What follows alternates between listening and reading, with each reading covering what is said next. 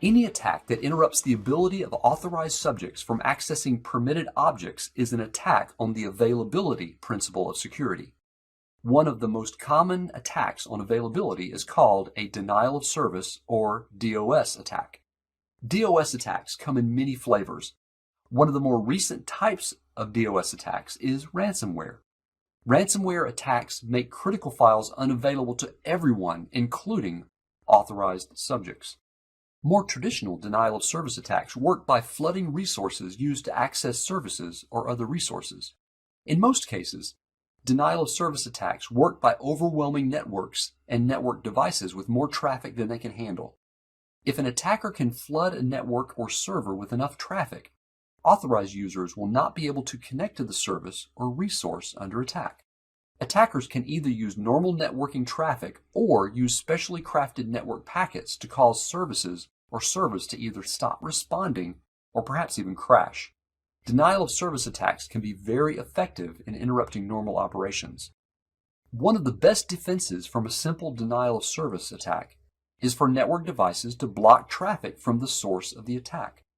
Once an attack is identified, blocking the offender is easy.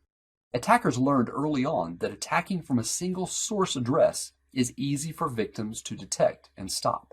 So the attackers decided to design attacks that come from many attackers all at once. These attacks are called distributed denial of service or DDoS attacks.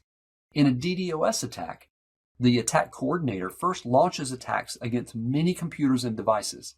Each time an attack is successful, the attacker places malware on the compromised computer or device that turns the victim into a remote attacker.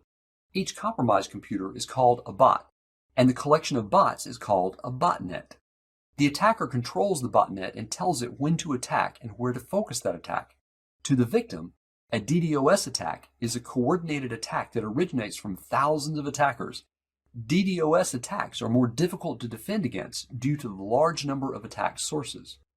The cybersecurity team at FoodFresh have recommended using a cloud-based web application provider that includes DDoS monitoring and prevention in their basic service plan.